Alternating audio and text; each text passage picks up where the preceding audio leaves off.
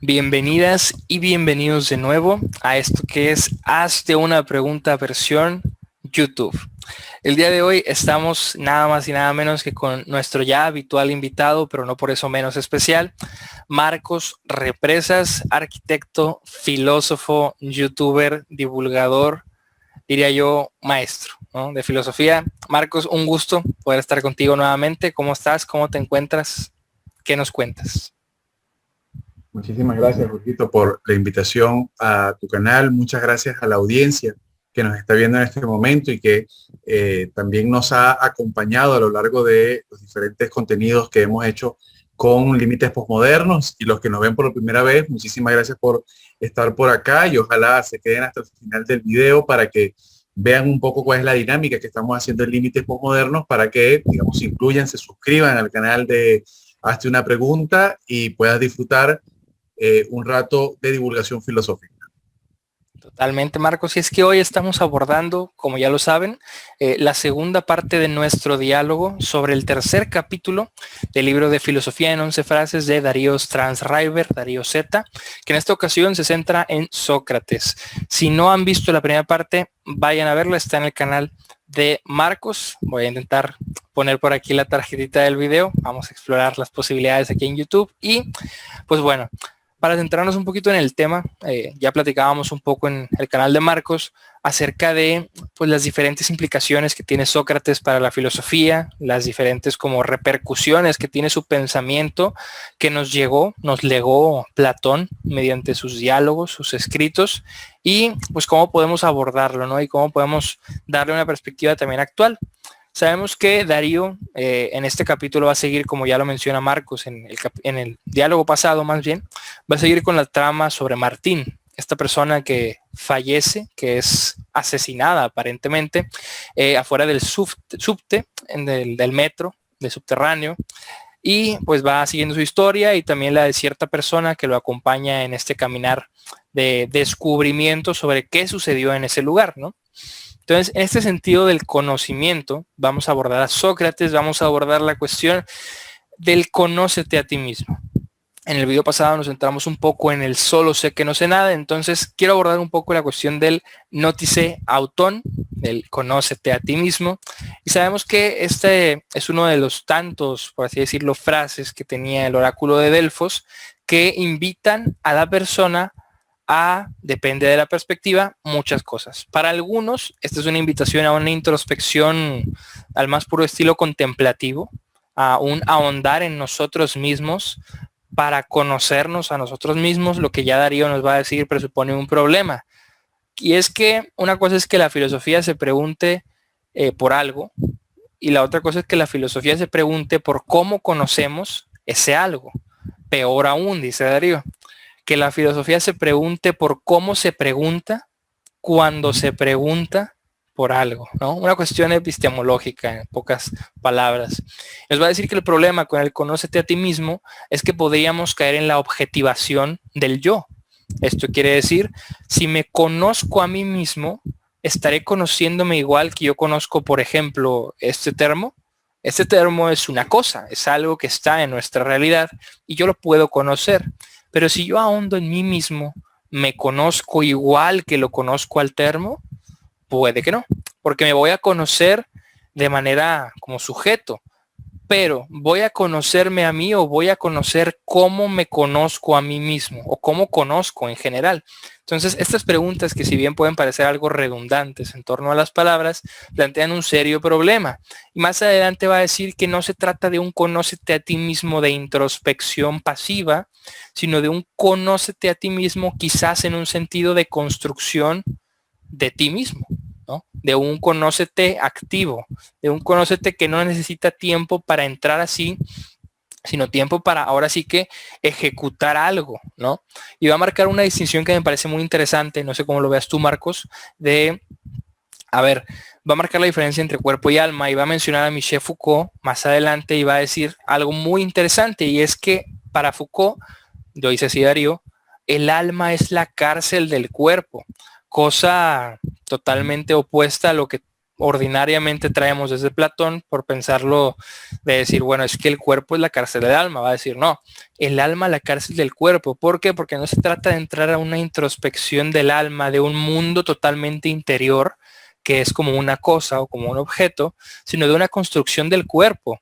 Si no mal recuerdo, es Robert Antelme el que nos va a marcar más adelante, obviamente, la cuestión de que en el cuerpo reside la humanidad misma, reside nuestro ser humano corporalmente hablando. Y eso se ha trasladado muchas veces a la cuestión del holocausto, por ejemplo, o de las torturas, los campos de torturas, en los momentos donde a los torturados, a los prisioneros, se les da, por ejemplo, un baño, es cuando recuperan un sentimiento de humanidad, más allá de la urbanidad misma, es el cuerpo como humanidad. Entonces, trasladándolo acá, podríamos decir que conócete a ti mismo puede ser un cultívate a ti mismo.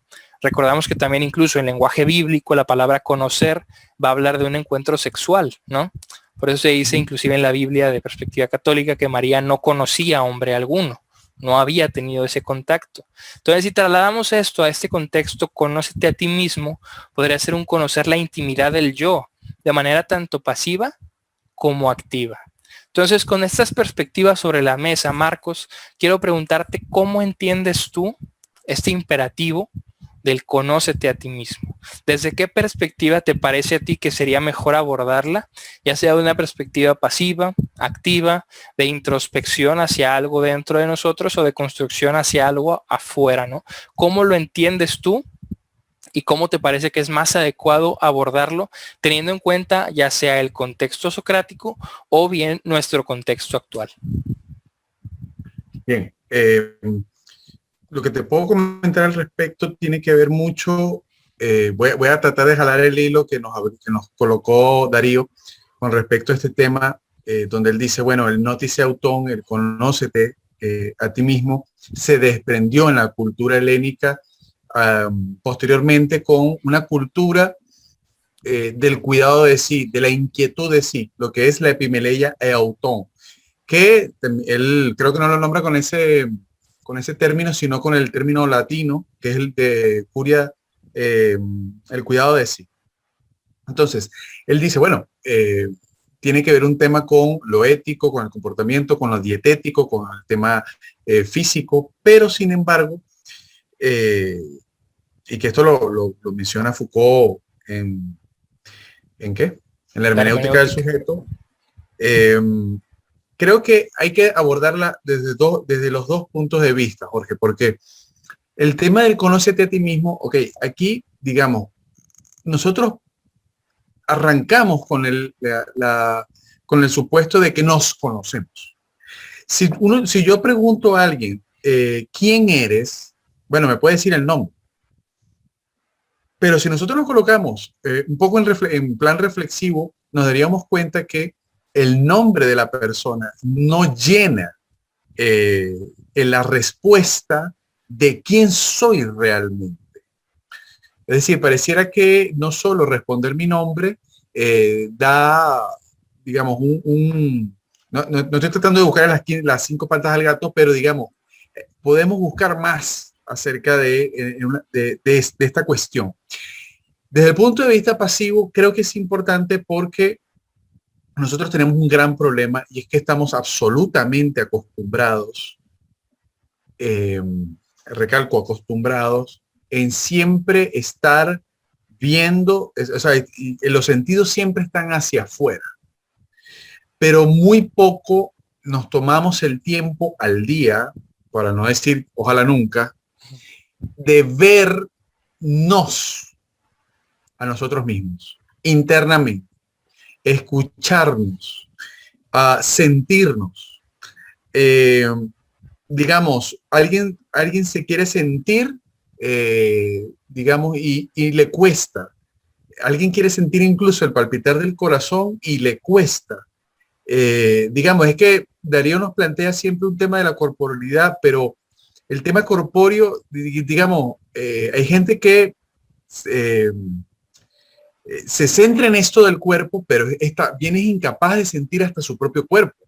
Entonces no deja de ser un poco irónico esto. Entonces, viniendo un poco para acá, creo que hay que hacerlo desde un punto de vista pasivo porque necesitamos, cultivar en nosotros una contemplación interior.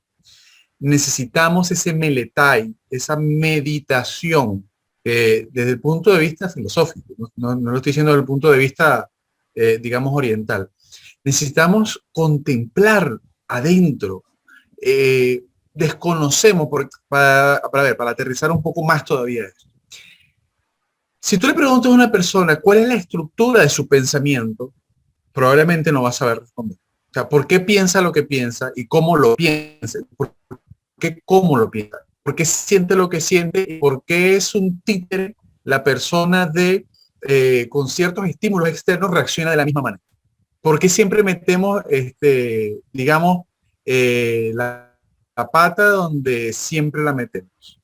¿Por qué nosotros desde adentro? Jorge, no sé si estás ahí. Se cortó. Parece que sigue la grabación, ¿no? Sigue la grabación, pero bueno, Sí, ahí se edita la una cosa. disculpa. Bueno, digamos, no sé por dónde se cortó, porque si te vi mucho rato ahí, yo decía, bueno, la de menos está contemplando, ¿no? Y era lo que te habías quedado congelado. Sí, Bueno, se trabó ahí, pero escuché en la parte de la meditación, ahí me quedé, la meditación no oriental. ok. Necesitamos cultivar en nosotros un tema pasivo, un tema de contemplación, un tema de meditación, ese meletai del que incluso el mismo Foucault habla en la hermenéutica del sujeto, porque nosotros necesitamos vernos, hacer una mirada interior, digamos, haciendo un estudio interior, observar. Esto también no deja de ser un tanto las técnicas estoicas y las técnicas pitagóricas y algunas técnicas cínicas.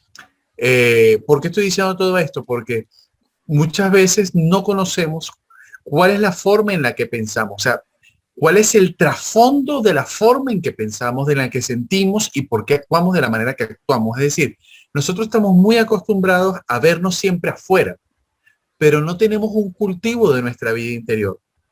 A eso es lo que quiero llegar. Es decir, pero para poder tener un cultivo de nuestra vida interior, una vida rica en nuestro mundo interior, necesitamos verlo primero. Entonces, de una forma activa, ya uno puede, digamos, tener ciertas prácticas, que esto, digamos, incluso lo hemos tocado en el canal, algunas técnicas estoicas, algunas técnicas pitagóricas, del mundo helénico, donde los filósofos en las escuelas filosóficas antes se hacían ciertas prácticas. ¿Para qué? Para cultivar el estudio de sí mismo, por qué estoy pensando lo que pienso. Es decir, no podemos, para un filósofo helénico, no puedes vivir el día, trabajaste, irte a la cama y te fuiste a dormir. Es decir, ¿qué te llevaste de ese día? ¿Cuál ha sido el aprendizaje? Pero no el aprendizaje intelectual, es que tú lo tocaste al final del video en nuestra conversación en mi canal. Es cuál es el aprendizaje de vida que estoy haciendo hoy. El problema es que la gente no está queriendo, bueno, que no está queriendo, no, quizás no está percatándose de que podemos hacer un aprendizaje de nuestra vida. Nuestra vida misma es la escuela. Entonces, digamos, para poder hacer ese aprendizaje, no es un aprendizaje, no me estoy refiriendo exclusivamente a un aprendizaje de tipo intelectual. Me estoy refiriendo a algo mucho más profundo. ¿Cómo impacta las cosas que yo vivo en mi mundo interior? ¿Cómo impactan en mis emociones? ¿Cómo impactan en mi forma de pensar? ¿Y cómo impactan en mis instintos inclusive? Porque tengo que conocerlo. No puede ser que nuestra relación con nosotros mismos sea una relación cosmética. Es decir, bueno, es que si estoy gordo hago dieta, es que si me siento que estoy flácido hago gimnasio, es que si tú le preguntas a alguien qué es lo que le gusta, entonces solamente te puede decir, digamos, la ropa que le gusta, la comida que le gusta, el tipo de personas que le gusta, la literatura que le gusta, pero si tú intentas penetrar un poco en la vida interior de la gente, se quedó muda, porque digamos, se ha perdido este planteamiento. Porque esto es muy importante. Me parece que esto es muy, muy central, rescatarlo en la actualidad. Esto se ha perdido y necesitamos recobrarlo, necesitamos preguntarnos quién soy, qué estoy haciendo con mi vida, pero hoy, ¿cuál es el aprendizaje de hoy? ¿Cómo está impactando esto en mi mundo interior? observar los pensamientos en tercera persona, observar las emociones en tercera persona, ¿verdad? Digamos, para terminar ya, esto me encanta de la filosofía de Byung-Chul Han porque él mezcla, digamos, algunas cuestiones orientales con la filosofía occidental y el tema contemplativo. Pero hacerse el ejercicio de ver los pensamientos en tercera persona es muy interesante. Es decir, ¿quién está pensando dentro de mí? ¿Quién está sintiendo? Darío dice, somos muchos adentro. Bueno, pero quitemos la multitud que está dentro. Esa legión de la que habla él, quitémosla. ¿Quién queda? Alguien tiene que quedar. Es el ser. Pregunto, no sé. Pero ¿quién es el que queda? Es el alma. Pero quitemos el ruido interior, porque estamos muy acostumbrados a que nosotros estamos en un montón de conversaciones internamente y nosotros, curiosamente, no estamos en ninguna conversación con nosotros mismos. O sea, hay un montón de ruido interior. Esto es lo que, digamos, los orientales y dicen, bueno, la voz del silencio, pero el sentirse, el intuir, no solamente, estamos muy acostumbrados a estar viviendo solamente, digamos, como dicen aquí en Costa Rica, en la jupa. O sea, vivimos siempre en la mente. Bueno, y al corazón, y la intuición, y la vivencia, y la contemplación. Es decir, la vida es mucho más que estar simplemente razonando. Totalmente. Eso me hizo pensar mucho. Hace poco escuchaba a alguien reflexionar en torno a, bueno, cómo la filosofía moderna nos trajo pues ciertamente una necesidad de hacer la filosofía académica, ¿no? De hacerla Sí, claro, totalmente totalmente. esquematizada, conceptualizada, pero parece haber muchas veces, y no generalizo, bueno, generalizo con el muchas veces, ¿no? Pero parece haber en ciertas ocasiones que hay una relación quizás entre la capacidad que tiene alguien de definir algo, de conceptualizar algo de manera académica, de manera intelectual, y la carencia de experiencia que tiene sobre ello, ¿no? Sí, Porque se totalmente. dice que algo propio de la experiencia es la incapacidad de compartirla con conceptos o con palabras, ¿no? Inclusive tengo presente a Alan Badiou en su diálogo con Slavoj Zizek, que hablar que parte de la filosofía y de los conceptos desde su definición no va a ser un concepto que encierre a la cosa en sí, sino un concepto que mide lo inconmensurable, ¿no? Eso está Ujú. buenísimo porque hoy en día se manejan pues muchísimas definiciones de todo, ¿no? O sea, y esas definiciones se buscan compartir de manera académica, ¿no? Que hay clases, no sé, que para hablar con alguien o de, no sé, habilidades sociales, ¿no? Social skills. Pero el conocer conceptualmente cómo hacerlo es totalmente diferente a tener un diálogo real con alguien en carne propia del encuentro del yo con el otro. Y esa experiencia no se puede compartir, se puede comentar. Te puedo Ujú. presentar conceptos que midan lo inconmensurable, pero tienes que vivirlo. Ahora sí que como la gente que va a retiros o que sale de un centro de rehabilitación que dices que tienes que vivirlo, ¿no? Para entenderlo, pues tal cual, ¿no? Entonces, como tú bien decías, salir de esta sobre racionalización que ciertamente metió a la filosofía de las aulas, pero la filosofía antes era filosofía de vida, era Ujú. filosofía para vivir, porque la vida se Esto nos tiene un va. culpable. Esto tiene un culpable. Y es Descartes. René Descartes. El, El a él pienso, lo luego señalamos. existo, el pienso, luego existo. Lo que hizo Descartes, aparte de abrir la subjetividad y el poner al hombre como al En humano lugar de como Dios. centro, como sí, como centro epistemológico, que hacía falta, digamos, 1000 años sin que nada pasara, hacía falta. Pero ¿cuál es el problema? Descartes encerró la verdad a lo que puedo pensar. A ver, esto es demasiado, digamos, finito. O sea, la verdad es lo que se desoculta. ¿Verdad? La letella es lo que puedo desocultar. No es lo que necesariamente puedo enunciar. Lo que pasa es que, bueno, aquí ya Wittgenstein con el tema de los límites de mi mundo, los límites pues, de mi lenguaje, bueno, digamos, Derrida también va a plantear el tema de más o menos esto, pero el culpable de esto es absolutamente Descartes. René Descartes. Y nos encerró, trató de cerrarnos en la mente. Y espérate, la filosofía es mucho más que eso. Nosotros necesitamos, yo creo que lo hemos comentado, necesitamos volver a la naturaleza, bro. Nosotros acá tenemos que agarrar a los profesores de la academia de filosofía y meterlos un rato, digamos, unos 6 meses, a hacer filosofía, no sé, con alumnos en un bosque. sea, que dejen de estar aquí y se encuentren en un lugar natural, en un bosque, en un río, en una playa, a ver, que caminen, ¿verdad? Que hagan un peripatos, ¿verdad? Alrededor de un bosque, de una naturaleza, ¿verdad? Que la gente, porque parece que se les ha olvidado que somos humanos y que somos parte de la naturaleza, ¿verdad? Por eso es que ahora tú ves en la academia que hablan del transhumanismo y que o sea, vamos a una acelerada deshumanización. ¿A qué nos estamos yendo? Totalmente. Y es que, a ver, o sea, no es que critiquemos de manera grotesca la cuestión teórica o la cuestión académica, pero pues el punto medio, ¿no? Aristotélico. Entonces, ni muy para allá, ni muy para acá, ni todo es vida, bonito, experiencia, sin justificar, teorizar, pero tampoco es pura teoría, ¿no? Porque ciertamente eso nos va a llevar a donde nos estamos yendo, ¿no? A una cuestión de dejar al ser humano y quitar al ser humano y pues poner otra cosa, ¿no? Entonces, pues a ver, ciertamente hemos hecho mucha teoría, pero la experiencia, ¿no? La experiencia es lo que debemos como recuperar, porque hoy en día es muy probable que le preguntes a alguien qué es el amor, por ejemplo, volviendo a Han, ¿no? Puede que nos digan el amor es, o el amor es según tal autor, según tal teoría del conocimiento, desde la psicología, desde la química son reacciones, desde la física no existe, no sé, pero la experiencia del amor no se comparte, sí se comparte porque se vive con alguien o con algo o conmigo mismo, pero a ver, no te lo puedo compartir conceptualmente, porque si te digo es que amar es pues, lo que vivo en una pareja, bueno, ¿y qué vives en una pareja? Es que si te lo digo igual no es la misma asimilación, ¿no? Porque la experiencia trasciende el concepto. Entonces, esta idea de Badiou me encanta, de que el concepto es la medida de lo inconmensurable, porque es una manera que tenemos para comunicarlo, pero la vivencia la supera totalmente, ¿no?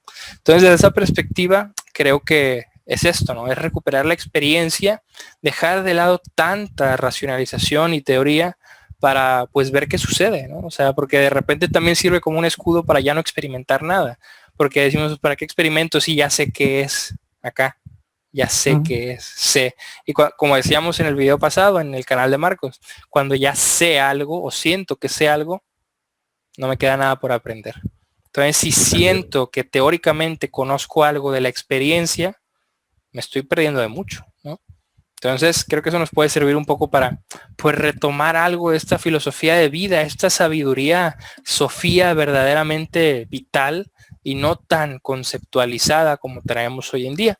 Entonces, con esto en mente, Marcos, quiero preguntarte, ahora sí que como para ir cerrando, del capítulo número 3 de Filosofía en 11 frases de Darius Transriver, ¿qué es lo que te parece a ti más relevante del capítulo, ya sea una frase, una invitación, una propuesta? Y sobre todo, ¿qué nos dirías a nosotros, a la audiencia que nos escucha? Quédense con esto, ¿no? ¿Qué es eso que nos invitarías a quedarnos con? Mira, hay una pequeña frase que Darío comenta y dice, bueno, algo así como buscando tanto el alma y la tenemos adentro y el daimón habla. Mira, esto que yo te decía ahora acerca de, bueno, si quitamos el ruido interior, ¿verdad? ¿Qué queda? Muy probablemente Sócrates diría, lo que queda es el daimón. Eh, Sócrates dijo, el filósofo no es un dios, más es divino. Y creo que meternos con este tema de lo daimónico es muy interesante porque, digamos, él no lo explica como que es el logos, ¿verdad? Como que es la cosecha, ¿verdad? Porque no, el logos no es razón, la cosecha de esa aletella, de lo que estoy descubriendo, de lo que estoy desocultando, pero digamos, esa voz interior a la que es curioso que utilice la palabra voz. Yo lo veo más, esa voz interna la veo más en una intuición, más que en una voz, ¿verdad? Como en una corazonada, como en un palpitar, como en un sentir. Eh, Porque además el daimón no es el alma, ¿verdad? Él no, Sócrates, digamos, habla del daimón, pero no dice, digamos, mi daimón es el alma. Él no dice eso. Digamos, hay un daimón interno que me guía. Creo que esto de él, conócete a ti mismo, tiene que, digamos, tener un referente, y si lo vemos en Sócrates sería conocer al daimón interior. Ahí creo que hay, digamos, algo que poder trabajar. Cómo descubrir esa voz interior que nos guía. No sé si es el ser, pero que nos guía, entonces, no sé si es el ser desde el punto de vista de Parménides o de Heidegger, pero digamos, esa voz que nos guía, que nos motiva, y que esa voz no es lo que pienso. De hecho, creo que muchas veces tenemos un gran problema y creemos que lo que pensamos es verdad. Y esto es fatal y peligroso. Si usted hace el ejercicio, mi querido amigo, mi querida amiga que nos está viendo, y usted dice, hace el ejercicio de voy a ponerme el día de hoy la meta de entender que lo que pienso no es verdad, su vida cambia. Total. Tu vida va a cambiar en ese preciso instante. Porque el problema es que yo traduzco la realidad y creo que eso es verdad. Y eso no es cierto, ¿verdad? Es simplemente una traducción. Dejo de ver lo que es la realidad para describir lo que es la realidad. Ya no es la realidad. No sé si me estoy explicando. Es decir, al querer aprenderla, pues no, dejo de... digamos, no quieren enredarnos con el tema de lo contemplativo y de la parte activa, si el sujeto modifica el objeto y todo este tema epistemológico, pero digamos, tenemos un exceso de descripción de todo. Coño, cállate un rato internamente y mira, y siente, y siéntete. O sea, ¿qué más corpóreo, le digo a Darío, que sentirse y dejar de estar acá? Pero no sentir el placer, sino sentirte vivo, palpitar, que estás viviendo, que puedes aprender, digamos, es otra cosa a lo que me quiero referir, ¿verdad? Y creo que ahí, en la búsqueda de ese cultivo interior, que no solamente es una dieta ni es un gimnasio, como lo repite Darío de Foucault, de que lo repite, que lo estás trayendo de las escuelas presocráticas. ¿Sí? No solamente es eso, el cultivo interior. ¿Qué es eso? ¿Cómo abro mi puerta de mi mundo interior? ¿Cómo me conozco a mí mismo? Bueno, a ver, esto es un tema que nos daría mucho tiempo para hablar y no en 20 minutos, media hora, que siempre es lo que queremos, digamos, para no hacer muy tediosa la conversación. Pero bueno, usted pónganos en los comentarios cuáles son las técnicas que usted considera en las que puede conocernos a nosotros mismos, y no te olvides de suscribirte al canal de Hazte una Pregunta. Claro que sí, muchas gracias, Marcos, por esa última invitación, exhortación, imperativo, ¿no? Y la verdad es que totalmente creo que pues es un tema muy amplio, pero es un tema que nos interpela, ¿no? Sobre todo por la cuestión de lo que pensamos es la verdad.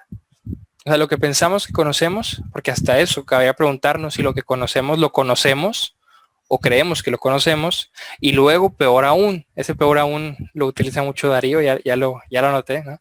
O peor aún, que lo que creemos que conocemos, creemos que es verdad, ¿no? Entonces ahí retomar un poco a Hegel con la cuestión de la conciencia escéptica, que se da cuenta que lo que percibe no siempre es de hecho lo que cree que percibe, ¿no?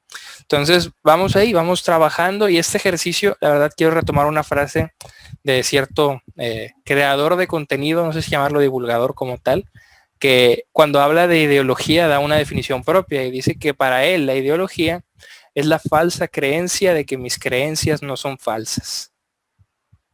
Difícil, ¿no? Está buena. Un poquito a Marx, ¿verdad? Que la ideología es la falsa creencia. Sí. La falsa creencia de que mis creencias no son falsas, ¿no? Está bueno. Y yo no lo llamaría falsa, sino que diría reconocer las cosas por lo que aparentemente son, ¿no? Entonces, lo que percibo, pues es lo que percibo. Hasta ahí, ¿no? Lo que creo es lo que creo. Porque luego ya adoptarlo de verdad y de conocimiento, pues son cosas arriesgadas y que generan a veces hasta imposición hacia la diversidad, ¿no? Si alguien piensa diferente a mí, pues, y yo creo que lo que creo es la verdad, pues es probable que se lo quiera poner, ¿no? Y ni siquiera lo escuche. Entonces es todo un ejercicio que nos puede servir mucho. Y ahora sí que pues para cerrar, Marcos, primero gracias a todas y a todos los que nos vieron. Retomo tu comentario en el video pasado, Darío, si nos estás viendo, coméntanos qué opinas, qué has pensado, te gusta, no te gusta, te agrada, no te agrada, sientes el diálogo o no sientes el diálogo. Y Marcos, te cedo el micrófono para que nos des unas últimas palabras, nos despidas y pues que nos invites a estar al pendiente porque todavía nos quedan varios capítulos de este libro que es Filosofía en 11 frases de Darío Strandschreiber. Marcos, te escuchamos. Muchísimas gracias, Jorgito, por la invitación a tu canal. Muchas gracias a la audiencia que le da sentido a nuestras conversaciones, porque recuerden siempre que este diálogo no es solamente entre Jorge y yo, sino que es nosotros con ustedes realmente. Ese es un poco el sentido de la divulgación filosófica que queremos hacer con el canal de YouTube. Por eso nos esmeramos tanto en responder siempre a todos los comentarios que nos hacen, porque este es el sentido, es dialogar con ustedes. Hazte una pregunta y cuando te hagas una pregunta, mira la calidad de esa pregunta y mira si esa pregunta que te estás haciendo puede mejorar tu vida. Recuerda que la filosofía tiene que servirnos para mejorar nuestra vida, mejorar la vida de los que nos rodean. La forma de vivir tiene que ser mejor, la que tú quieras, pero que sea mejor que la que fue hoy. Así que muchísimas gracias, Jorge, por esta oportunidad. Quedan todavía mucho, vamos apenas por el tercer capítulo, son 11, todavía queda mucho recorrido. Así que los esperamos en nuestro canal de Marcos Represas y obviamente los esperamos la semana que viene en el cuarto capítulo del libro de Darío Strandschreiber, Filosofía en 11 frases. Muchas gracias, Marcos. Gracias a todas y a todos los que nos vieron. Recuerden esta máxima socrática: una vida que no se cuestiona no es digna de vivirse. Así que muchas gracias y hasta la próxima. Chao, Marcos. Chao.